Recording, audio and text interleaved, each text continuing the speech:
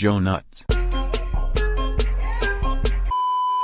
Oi lads, Crypto here, your favourite astronaut, police officer, doctor, soldier, fireman, Borderlands and Wonderlands content creator. In today's video we'll be going over the top 10 things Tiny Tina's Wonderlands needs to be as successful as possible. Not in order. Now believe it or not, the people over at Gearbox do actually watch these videos. Yeah, the reason why we got the Calypso twins and not Handsome Jack in Borderlands 3 is because of this video titled Borderlands 3, 7 things we don't want. Yeah, cheers Game Ranks, appreciate you. Game Ranks? More like Games Ranked F on fucking tiermaker.com. So if you guys have any suggestions which aren't in this video and you would like to see them make their way into Wonderlands, make sure to comment them down below. Maybe Gearbox will take note. And I truly hope they do. If they take all the feedback from the community and improve on all the things they did wrong with Borderlands 3, Wonderlands might be the perfect game we've always wanted, and ayo, the Borderlands Reddit might actually be less toxic, so win-win. Though I hope the toxicity doesn't go extinct. I heard my brother from Chernobyl actually wants to play this game. Alright, so kicking off the whoa, you thought we'd be skipping the side quest, didn't you? Look at you, you fucking idiot. You know what? I feel bad for you. Fuck it, we'll pass on the side quest today. Alright, so kicking off the...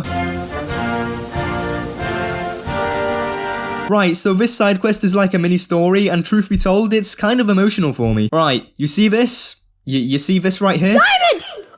I didn't ask for this! All I ever wanted for Christmas was the McDonald's Vinelick Puma burger. Yo, but for real, can you imagine that shit? Vinelick Puma returns to YouTube after he finally completes his slight overdue Destroy Daily December challenge, and the first video back is top 5 sauces to have with your Vinelick Puma burger. Fucking video kicks off like... Warning, vulgarity awaits.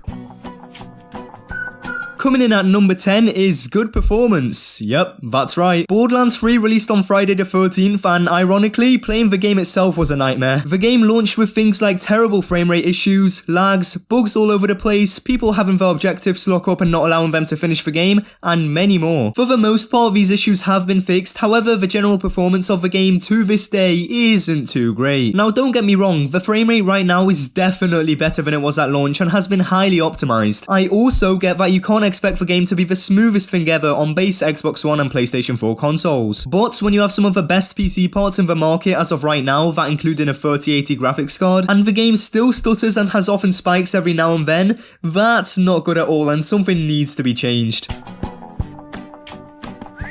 When my mother asked me what I wanted to be in the future when I was younger, my answer was not blind. So Gearbox, chill the fuck out with the screen pollution and lower the visual effects in Wonderlands. The fact that using an action skill can have 911 end up on my core history is mental. For real, if one of the homies ever just wants to witness the effects of heroin, just have him watch the radiation aura explosion paired with a fire nova going off and Zane's Mantis cannon being used all at the same time for about an hour straight. You'll probably die of an epilepsy attack and you'll be put in jail for possible murder, but ayo, we move, who cares?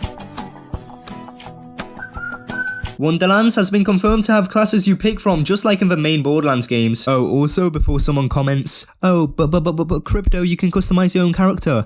Yes, you can, appearance-wise. We still have classes. And since it's pretty obvious Wonderlands will also have skill trees, how about instead of only having 3 at launch, we take inspiration from Borderlands 3's Designer's Cut DLC and launch the game with 4 skill trees. It would genuinely be so awesome just to have that tiny bit of more build diversity, which would bring so much more uniqueness to the game at launch. And hey, while we're on this topic, how about you chuck in more than 4 classes, Gearbox, huh? It would be the first time the series has launched with bonus content like this, and having more than the typical 4 classes to pick from at launch would be awesome. All this would do is help increase replayability. Better story progression. We all know this game will launch with a mixture of both busted and terrible weapons. We also all know that they will either be buffed or nerfed at some stage. But like we talked about in my last video, please for the love of God do not make buffs universal. Randy Pitchford, I will literally kiss you on the lip if you avoid doing this. I go into more detail about this issue in my last video, so if you want to be filled in more, make sure to go check that out. But if not, here's a little speedrun summary. Gearbox making buffs applied to absolutely every single level of an item not only kills replayability but story progression. There's no motivation to farm or change weapons at all during Borderlands 3 story, since you can just use the same weapons for about 15 levels straight. My point is, make the story difficult and have some sort of challenge to it. The feel of starting off as a weak vault hunter and building into an absolute beast isn't in Borderlands 3, so I hope you get something like it in Tiny Tina's Wonderlands.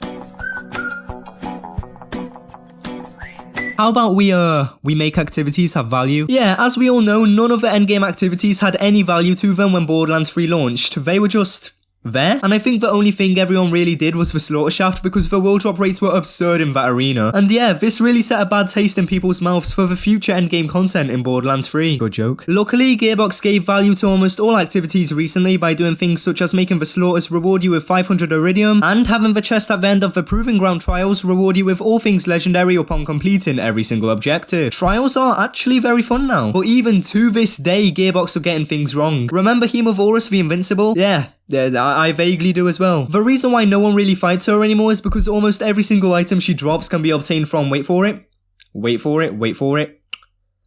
fucking mini-bosses. What exactly is the point of paying 500 iridium to fight her?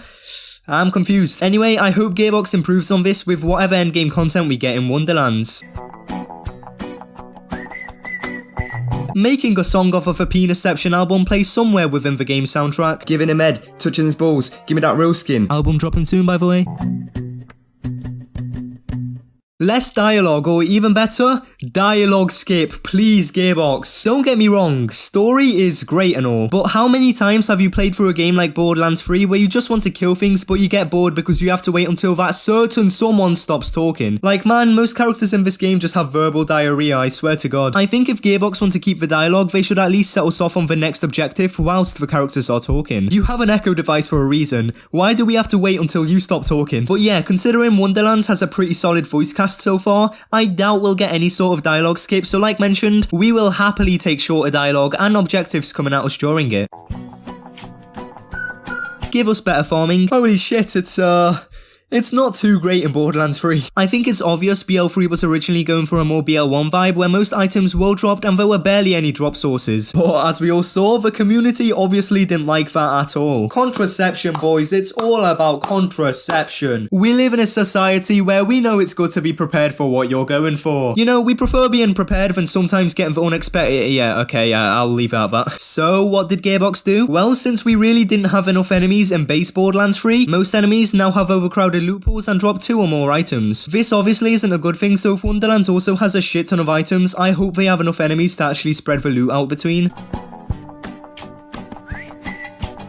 Good story. Pretty self-explanatory, innit?